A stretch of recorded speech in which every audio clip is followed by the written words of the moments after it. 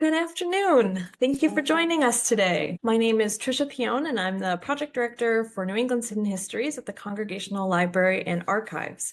Welcome to today's virtual program, Exploring Hidden Histories in Church Records, a virtual roundtable with First Congregational Church of Fairfield and First Congregational Church of Natick with Jacque, Paige, Rita, Skog, and Reverend Cindy Worthington-Berry. To begin, I want to acknowledge that the Congregational Library and Archives resides in what is now known as Boston, which is in the place of the Blue Hills, the homeland of the Massachusetts people, whose relationships and connections with the land continue to this day and into the future. For those joining us for the first time, the Congregational Library and Archives is an independent research library. Established in 1853, the CLA's mission is to foster a deeper understanding of the spiritual, intellectual, cultural, and civic dimensions of the congregational story and its ongoing relevance in the 21st century. We do this through free access to our research library of 225,000 books, pamphlets, periodicals, and manuscripts, and our digital archive with more than 130,000 images, many drawn from our New England's Hidden Histories project. Throughout the year, we offer educational programs and research fellowships for students, scholars, churches, and anyone interested in Congregationalism's influence on the American story. Please check our website, congregationallibrary.org. There's a link in the chat to learn more about what we do and for news of upcoming events. New England's Hidden Histories is a project of the Congregational Library and Archives that digitizes, transcribes, and provides access to early New England Congregational church records. And the CLA is commemorating the 20th anniversary of New England's Hidden Histories with this program series and with the digital exhibition NEHH at 20, re-examining stories from New England communities. You can find out more about our program series, the New England's Hidden Histories project, and the digital exhibition NEHH at 20 on our website. So before we get started, our program today is looking at some of the projects and the work undertaken by two churches to look at their records and explore their history. So our speakers today are going to talk, each of the three will speak about their works in progress and share their experiences so far working with racial justice teams, remembrance stones, looking at commemorative services and what their records and future plans are for the histories that they've uncovered in their church records and working with their communities to explore those histories. So our format today, I'm going to introduce all three of our speakers now, and then we'll bring them up to talk a little bit about their work. So let me start with our first speaker, who will be Jacque Paige. Jacque Paige is a 30-year member of the First Congregational Church in Fairfield, Connecticut. She served as moderator and treasurer and then moved up to cleaning out closets as she worked on some long overdue renovations at the church. The closets held a treasure trove of church history. Organizing those documents led to the First Church Racial Justice Pathway, holding a town-wide event and recognizing the 10 enslaved people who are owned by First Church pastors in the late 1600s and early 1700s. We'll also hear from Rita Skog, who's a deacon and chair of the Outreach Board and has been a member of First Church Congregational Fairfield for over 30 years. As a member of the Racial Justice Pathway, she became aware of the early church and town's history with slavery. This led to the Pathway's decision to recognize and acknowledge First Church's legacy of enslavement and find a way to honor those individuals whose unpaid labor supported the community. As an open and affirming congregation of the United Church of Christ, identifying, revealing, and acknowledging the church's role in the enslavement of 10 individuals was a spiritual journey that the congregation had to undertake. And third, we have Reverend Cindy Worthington-Berry, who is the pastor of First Congregational Church of Natick, Massachusetts, since October of 2023. She was drawn to the congregation in part because of the way they had begun wrestling with the history of the church in relation to the Indigenous community in Natick. Cindy grew up in the United Church of Christ and has been thinking about church history since she was 17, when she helped her mom write a book celebrating the 250th anniversary of her childhood church. So I will bring up Jacque first to talk about Fairfield. So in addition to being, as she told you, I was the moderator and the treasurer of the church for a number of years, and I graduated to closet cleaning.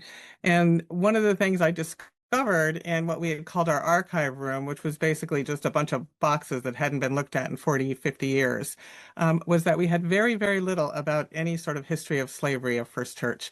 We did have a few pew charts. I'm sure some of you have them in the older churches where who owned what pew. And I was told that some of the back pews in the church, we don't have a second floor, were Black names. And so it sort of piqued my interest. I went through some old pamphlets that I found in the closet, one from the 1830s where it was about 30 pages long, and the writer went on and on and on about what people wore to church, 3 pages of man's attire to go to church.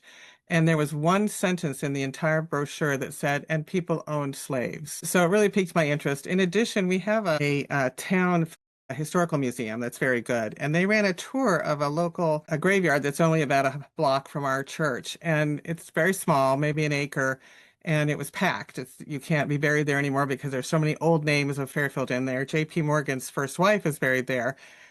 And yet, in the same graveyard, far to the back, there was a stretch of green grass, about 75 feet long and 10 feet wide, that had one gravestone in it that was tipped over.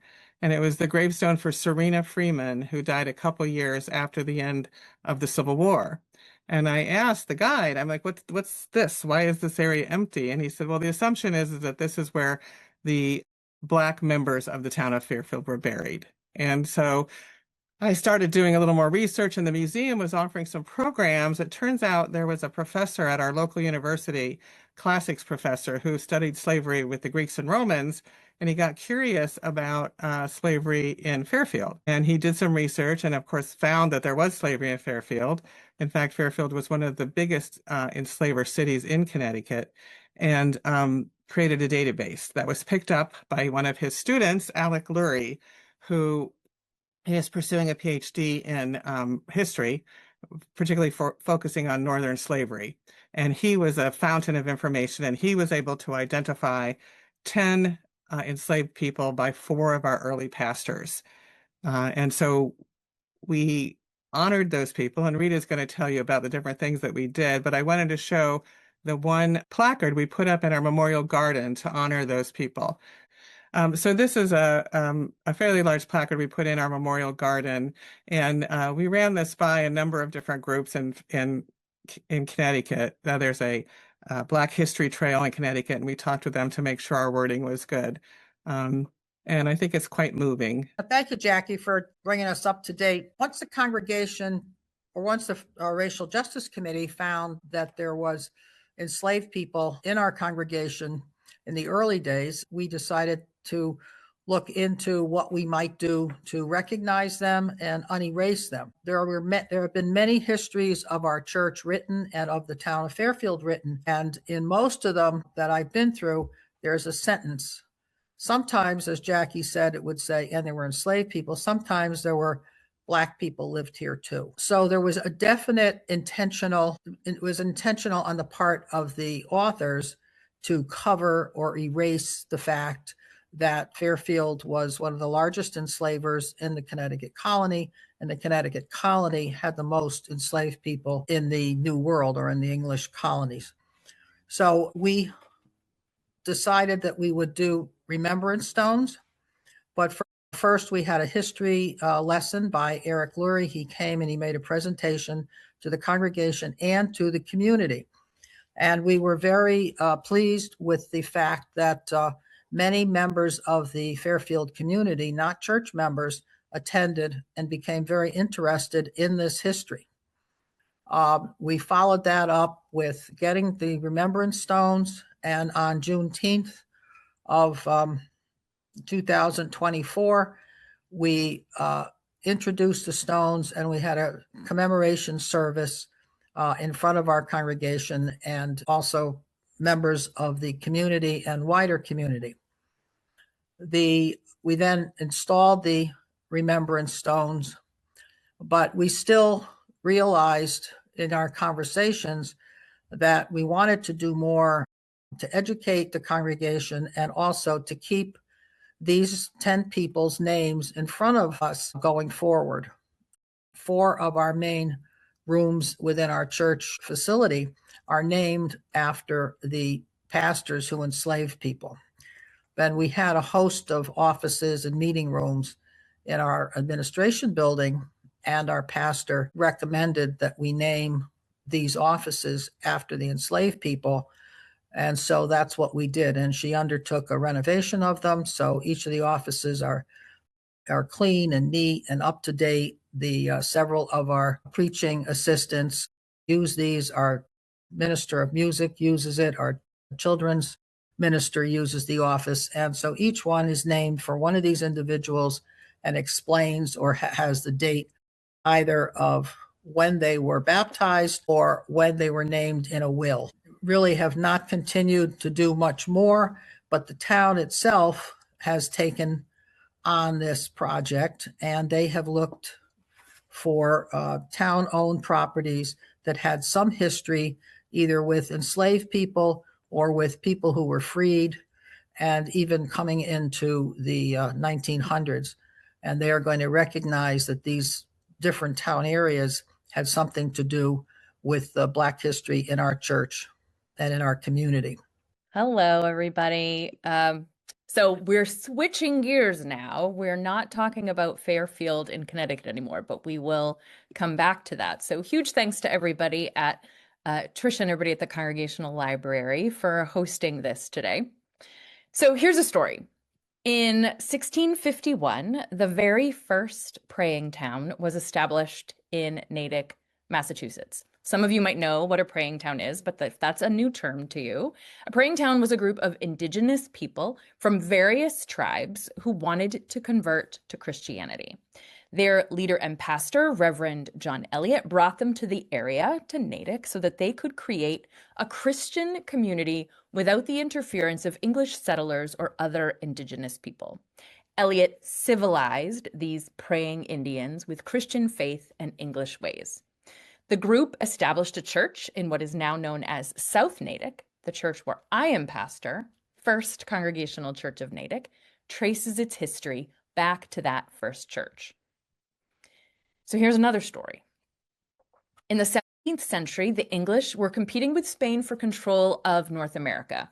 Key to that control was converting native peoples to English Protestantism over Spanish Catholicism. So an English pastor, Reverend John Eliot, was able to receive a steady flow of funding to convert native people to Protestant Christianity. He told potential converts that he could protect their land for them if they would form a Christian community. He just didn't tell them that they were going to have to move to a different area in order for that to happen. Some followed him anyway for a variety of reasons. Some it might have been for economic survival, some it might have been fear for their lives, maybe some it was a religious conviction.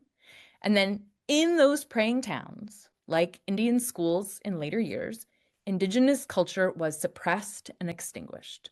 People weren't allowed to wear their hair in an Indigenous manner. They had to dress English. They had to set up their homes like English homes. But acting as English as possible didn't save the Indigenous residents of the praying town. In 1675, they were rounded up and left to starve during a war that has several names, depending on who's telling the story. After the war, some survivors returned to their praying town and their church. White settlers had meanwhile begun to take over the town while the people were away. Some of those white settlers found the South Natick church site to be a bit inconvenient, so they fought to move the church closer to their homes. The church split, with wealthy white people taking their resources and setting up a congregation in what is now the center of town. Indigenous people struggled to keep a congregation alive in South Natick. Today, that is the site of Eliot Church, named for John Eliot. And there are praying Indians who hold worship on that site once a month to this day. Meanwhile, the church in the center of town is where I'm now pastor, First Congregational Church of Natick. So as Tricia said, I've been at Natick for just over 2 years, and also I am really bad at tracking historical dates and names, so this is not my strong suit. But thankfully, the congregation has lay leaders like Steve Evers and now Sarah Hanna, who are involved with the history of the town as well, and keep helping the congregation to process it. I'm also extremely thankful to Nikki Lefebvre of the Natick Historical Society. She has been so generous in her time with me as well as the congregation. And Nikki just keeps reminding me to keep asking questions and listening to the sources, even when they just raise more questions, and not to try to resolve the conflicts and tensions within the sources. And that's been what's really key for me, as you can see from those two stories, two versions of the same history in one area.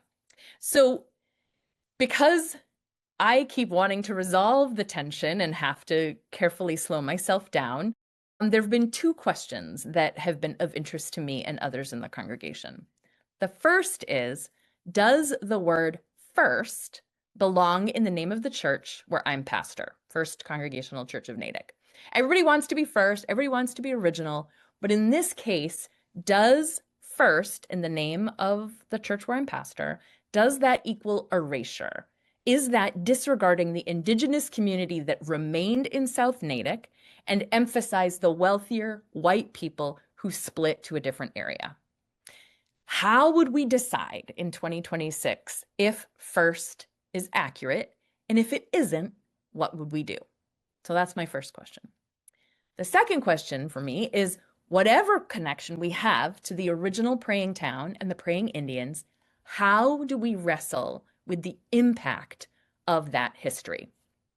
So I want to just unpack that second question a little further. Do we see the creation of praying towns to be a racist and oppressive act when it was squelching the culture of the Indigenous peoples? If we do, what is our responsibility today, if any, to apologize for that and to make amends to the descendants of those who are impacted? Meanwhile, the current praying Indians deeply value their connection back to that community that founded Natick. It's not helpful if our predominantly white congregation tells them their founding was racist and oppressive. So how do we hold those two things in tension? And then there's Deer Island. So this past fall, we marked 350 years since the beginning of one of the most deadly conflicts by percentage in US history. This is Matacom's resistance or King Philip's War, depending on who's doing the naming. Now, at the beginning of that war, Natick praying Indians and hundreds of other Indigenous people were marched to Deer Island off the coast of Massachusetts because white colonists were worried that they would join the resistance. So Deer Island became a concentration camp, just like this country would again do to Japanese Americans. Those interred on the island had their provisions taken away as they arrived, and they were left to starve in a brutal winter. So I see my congregation as at least the religious descendants of the white colonists who were responsible for those deaths. How do we respond to that part of our history? I've got more to talk about, but I'm going to leave that for now, and we'll get to further questions as part of the roundtable. I think, and I know, looking at who's in the audience today, I know we have a lot of church members who are also working on, historical research and thinking about what kinds of information are in their records and then how to sort of reckon with that history. And I thank you, the three of you, for sharing these stories today, because these are works in progress. You've done some great work so far, and you're thinking about future plans for this work and what you want to do. And I think it's important too to acknowledge that, as we know with the New England Hidden Histories Project, that congregational churches have really unique ties to communities. And that is because of the history of New England, that there's these historical ties to the communities that they inhabit, because congregationalism was essentially the established church in Massachusetts and Connecticut for so long. And that because of that, these records contain information that, sometimes the church records have information that is not in any other source, right? That there are names of people in some of these records, enslaved people, Black and Indigenous people who appear in church records, but don't appear in other town records. So, I guess the first question I would put to the group is, thinking about these historical ties, can you talk a bit about, what is the what do you feel the responsibility is, or do you feel a responsibility to the communities that your churches inhabit, and sort of what that might mean, this historical connection that we're talking about? So I'll start there, and if anyone wants to take it first, you can unmute and we can go around. Well, we started our examination of racial justice in our church in 2015. We started reading books, and we did a really good, Layla Saad, I think is the name, did a book on white fragility, white supremacy, right after Charlottesville. And it was a wonderful thing to sort of examine who we are and how we've lived our lives and what we haven't done in support of our Black neighbors. And that was really great. And then we got to the point where we said, let's do something. Let's take some activity. And that's what prompted sort of looking at our history and slavery. And I wanted to mention one of the things the Racial Justice Group is still doing, and certainly all of that was accelerated with George Floyd murder. So we are continuing the Racial Justice Group. We're holding a town-wide Juneteenth celebration in our town green. And it's not sponsored by the town. It's sponsored by 6 churches. And 2 of those are predominantly Black churches in our neighboring towns. So we're very enthused about that. And that's one of the things we're trying to keep it going. So Trish, if you don't mind, I'm going to loop in some of what we've done in the last 6 months or so. As part of our open and affirming commitment, we started having conversations about this history and how we would want to wrestle with it. I preached on it several times. We had a wonderful visit to our historical society where we were seeing artifacts that were there, as well as hearing Nikki talk about how we might struggle with this history. And then on Indigenous Peoples Day last October, our Episcopalian siblings were organizing a sacred journey from Natick to Deer Island. This was at I think it's the 350th anniversary of King Philip's War, or Metacom's resistance. And they had worked with our Episcopalian siblings had worked with descendants of the Nipmuc people who had been held on Deer Island. And then they graciously allowed folks from my congregation to join them in the journey. So we were able to be out there on Deer Island and witness the stories and music and rituals of those who were honoring their ancestors. But then for us, the question is, having been a witness, what do we do next? And to your question about like looking at our ties with our communities, those historical ties, our historical ties with Natick, what kind of responsibility we feel, I have to say, as pastor, I feel a ton of responsibility. I wonder what it's like for folks who are descendants from praying Indians or Nipmuc to drive by our church and see the name of the church on the sign, see that word first right on there, or the plaque on our building that ties us back, says we were founded in the 1600s as that praying Indian town. So I'm wondering not just how we wrestle with that history, but how we figure out the impact that we're still having today.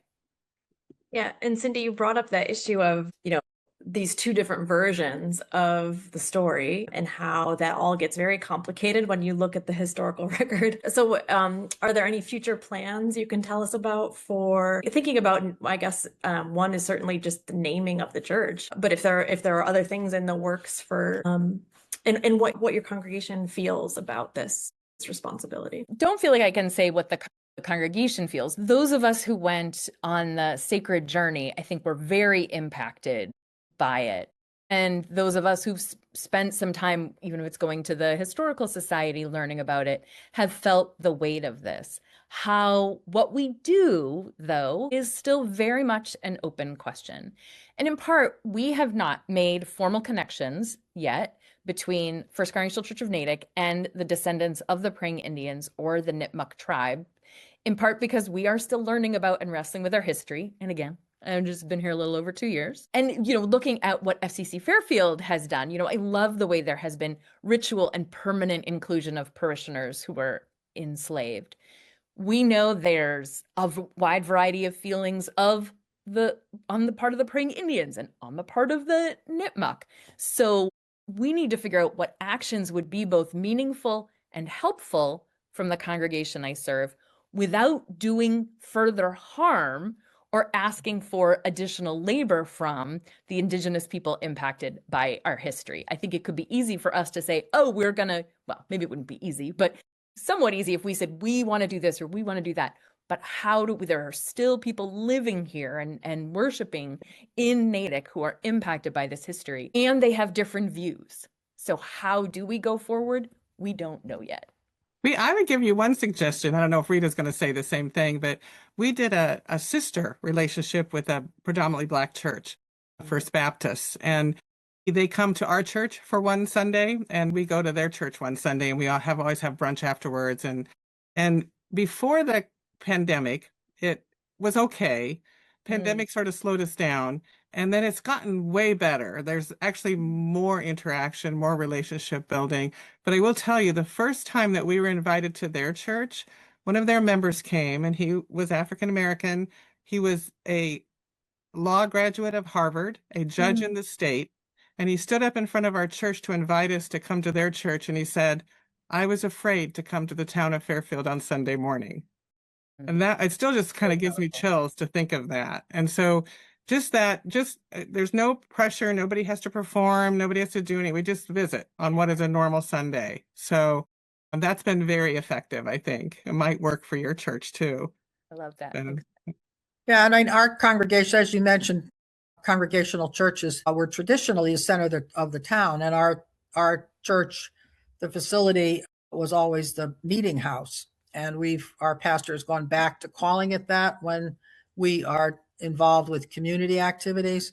But one thing that we were concerned with, and I think I hear this with you, Cindy, we were concerned that what we did was going to be self-serving and that it was going to reflect back on us, and it wasn't about us. It was about unearthing our history, facing the history, because in so many areas across our country that the history has not been recognized and it's been buried. But we didn't want to do it to appear self-serving. We really wanted to be respectful. And it was a spiritual journey for our Racial Justice Committee. I think we're going to continue with the town, as Jacque said, for this event that's happening in June. We have all these congregations. So these are not congregations that have traditionally looked at their racial thoughts or how to become anti-racist or to address it.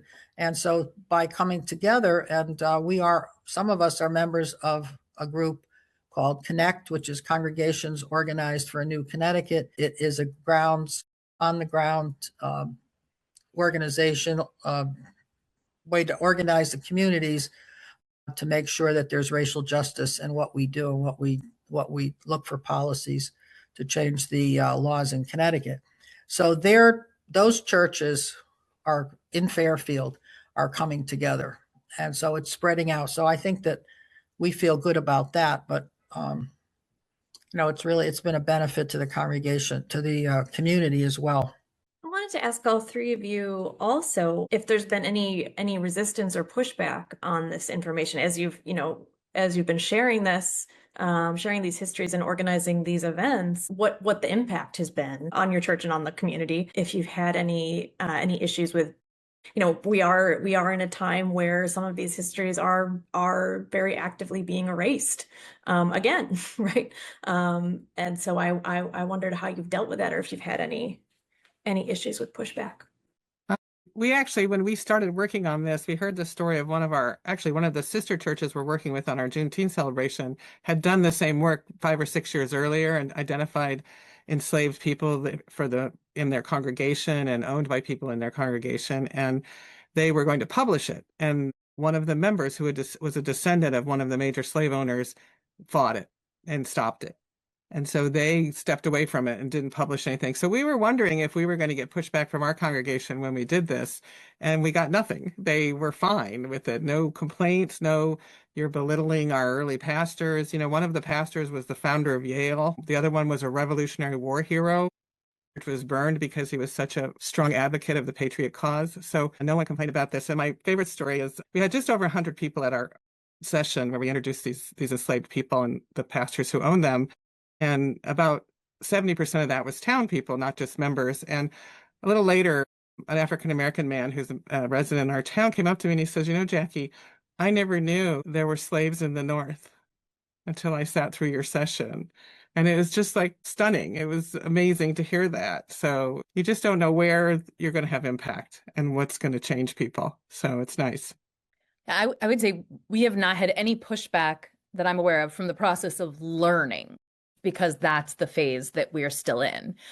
I haven't made a motion that we change the name of the church. So I think that might have a different reaction. I do think one of the challenges is pacing. We know that there is conflict in Natick between the Indigenous groups, and we do not want to add to that conflict. So how we move maybe might feel slowly sometimes. Maybe it feels like we could be doing other things, but as we're trying to do our work, wrestle with our history and understand our responsibility, I think that sometimes is a harder part of the project. So I'm gonna ask one of the questions from the Q&A because it goes along with this, with what we've just been talking about. And so someone's asked in the Q&A, have either of your churches considered the issue of reparations? And the person notes that seems to be where our church is heading, and some of us are not comfortable with that. And I think I saw another question. Yes, so we've got a similar question from Peggy in the comments, who says, our church started a reparations fund in 2021 in light of our enslavement of Black and Indigenous people. And I'm wondering if that's something you've considered. So two questions on that topic of reparations. Since I'm unmuted, I'll just say we have not talked about that. And I know I have congregation members on this call, so it'd be interesting to hear what their thoughts will be about that. I've spoken to our minister about that. Not in depth, but we did talk about it. And how would we do that to have the most impact on the broader community? I mean, our community is a suburban white community, but we are abutted to a large urban community. So, how would we go about this if we were to tackle it?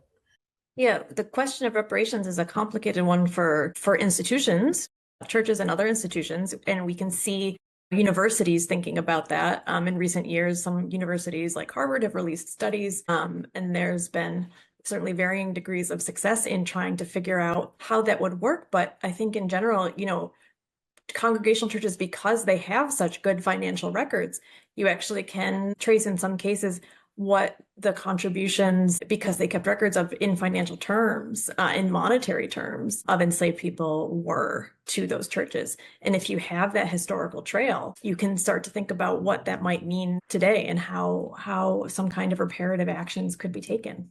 One of the things that I'm looking forward to is there are church records from 1802 to 1833 in the collection for Natick that haven't been transcribed yet. I am looking forward to those records because that is from a key time that will tell us a lot about what was happening once there was a church in Natick Center and what the relationship was like with the congregation back in South Natick. So I'm hoping that is on the list for transcription. Well, I'll put out a plug for anyone on the talk today who is good at transcribing or enjoys learning about how to transcribe church records. It is a really important and wonderful contribution that anyone can make to this kind of historical work. Is to start working on transcribing these records. It makes them a lot more accessible to everyone.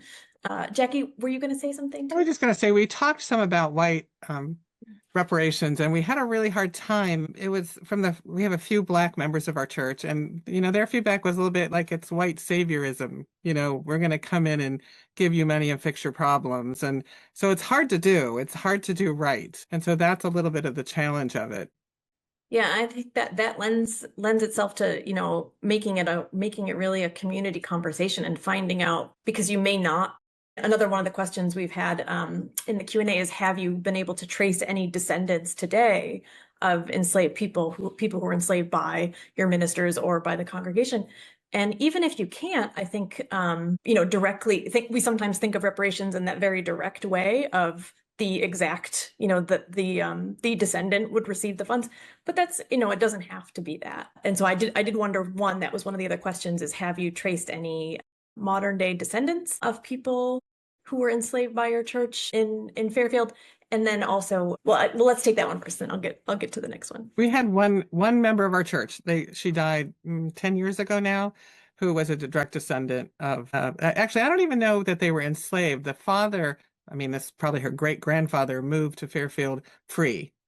So he was enslaved in Virginia, and then he moved up here. So, but he was a free man. So there was a small group of people. But our sister community, Bridgeport, has a very good. It's both Indigenous people. The Indigenous people helped the Black people who came to Bridgeport by giving them land and shared land with them. And there's a Freeman Center, it's called, has saved 2 of the buildings and are rebuilding them. And so that's sort of a place that is looking for resources and is doing that sort of work. Okay, so we've got quite a few questions coming in the Q&A, so I'm going to see how many of these we can move through at the Congregational Library.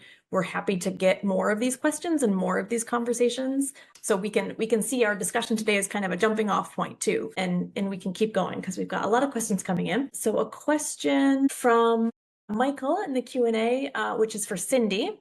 How did the congregation reach out to the current day Indigenous people, and what was the reception? And Michael mentions that Stockbridge, Massachusetts Congregational Church, was founded also as a mission church to the Housatonic Indians, now the Stockbridge Munsee, and they still carry the pain from how their ancestors were badly treated and forced to relocate in the 1780s. So as a congregation, we have not established a specific formal relationship. We've had conversations with individuals, particularly from the Nipmuc tribe, descendants from the Nipmuc tribe, because they still live in Natick. A number of them worship at the Episcopal Church in town. So we're able to have those conversations. The descendants from the Praying Indians don't live here, but they come in to worship. We're not just us, but other groups in town are working on how to have conversations with that group. In part, if you look up the Natick Praying Indians, they're a very well-known group, and they have had losses in leadership. And so they're doing their own work in understanding how they're operating and how they're in relationship with others. So one of the things I'm trying not to be is the forceful white person who's like, well, I want a relationship with you and I'm ready now, so let's go. Instead, I'm trying to, I've gone to their ceremonies and things like that to try to grow in my understanding and be a witness without moving faster than maybe they are ready for. So we keep looking for opportunities to show up and connect without forcing ourselves. And that's a great point, Cindy. I think one takeaway for folks in the audience to think about is sometimes this is a multi-year, this is a years-long project. These are things, and so that's why we started when we started talking today. Now, these are all works in progress, and so this is about building relationships, about taking the time to do things right, and to think about all the different aspects of how this work can be done, whether it's through, thinking about reparative work and racial justice, and just how to sort of explore these histories and really fully deal with them. Another question. Can I just add one example for that? So in town, there's a mural in the post office. There's this famous mural in the post office that depicts the Indigenous community being sent to Deer Island and John Eliot trying to intervene and saying goodbye to them. And there's a lot of reaction to this mural. And there was a move at one point to have them, and this still comes up from time to time, to have the mural removed because the way the Indigenous people are presented in the mural isn't accurate, and people have felt that it was racist. Folks from the Indigenous community said, we don't want it removed. We think it's very important that it stay there as something that keeps challenging people to think about what the history has been. So for me, that's part of this guidance from folks like Nikki, not to try to simplify things, not to try to do what I might think is going to make things better, that sometimes my attempts to make things better could actually make things worse. And so how do I keep that in front of me and keep not trying to just resolve my own feelings of guilt and pain over what my religious ancestors did. And I think acknowledging too, there are things that we can't fix. Right, right. And how painful that is. So let's sit with that. Rita?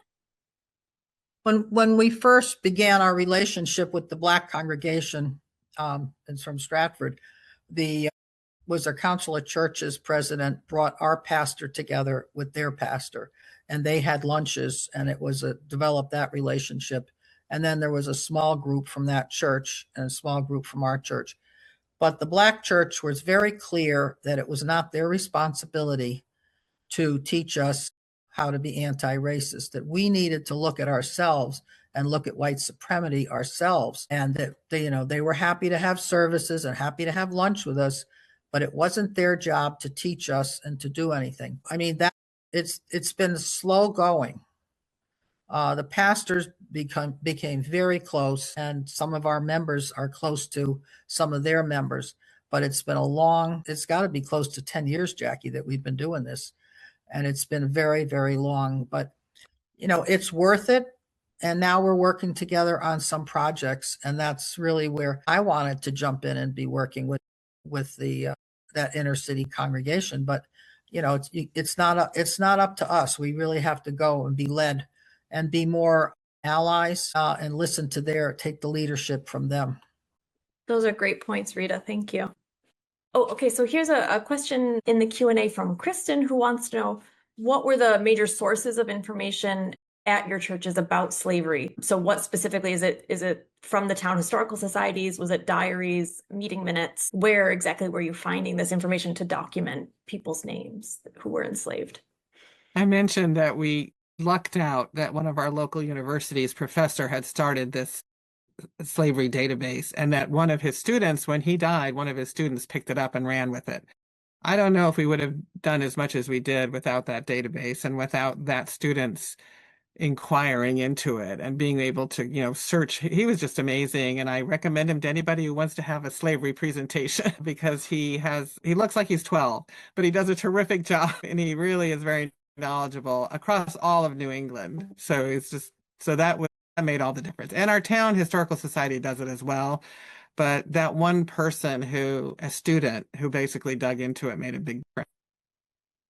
Then we have one member of our congregation who is a descendant of one of the pastors who enslaved people. And they gave us his will and gave it to the pastor and said, here, I'd like you to see this.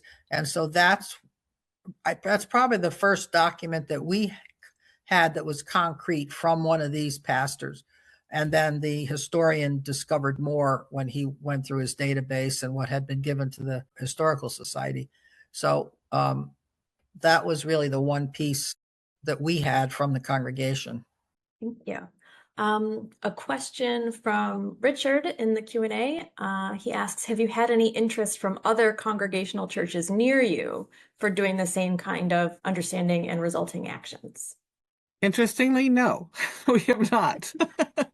We have not. I mean, people are sort of amazed by it or shocked. I'm not sure what the reaction is. It's just surprise more than anything. I don't even get specifically why they're amazed or surprised but no, have you got any, Rita? I haven't. No, I think that there were people from the Stratford, First Congregational Church of Stratford, that did come to our Remembrance Stone commemoration, and they were interested in looking because they're about the same age as us. But, they've had several fires, so their records for a certain area, a certain time period are not available to them. So that's a problem, I think, with a lot of these really older churches. And the slavery in Connecticut was in the 1600s and the early 1700s. I was shocked that there was as much slavery in the North. I never thought of that. All my life, I was pretty contemptuous of the South and thought that weren't we great? We were industrialized and so on and had factories and had no idea of the level of slavery. And then to find out your own community was the largest slaveholders of the colonies is pretty shocking as well. So I think that was something that the community, we had no idea. This has all been erased. This has all been covered. They put a blanket on it. The individual asked about how you dig the history. I mean, the written histories of our congregation by pastors, and former members never mentioned it.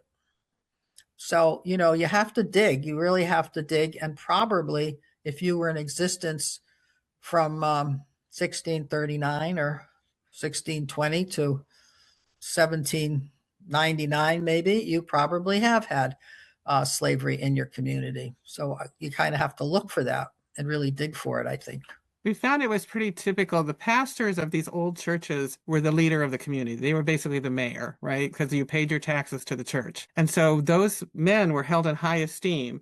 And almost invariably, they had 3 slaves. They had a house slave to cook and clean. They had a valet, to take care of them and their clothes. And they had an outdoor person. And that was pretty standard. If they had a farm, if they owned property, they'd have more. So it wasn't sort of novel. It was very consistent. I just got a text from my friend at the First Congregational Church of Baptist of Stratford, and she says, yes, that they have connected with Alex Laurie and are working with him to dig through their records.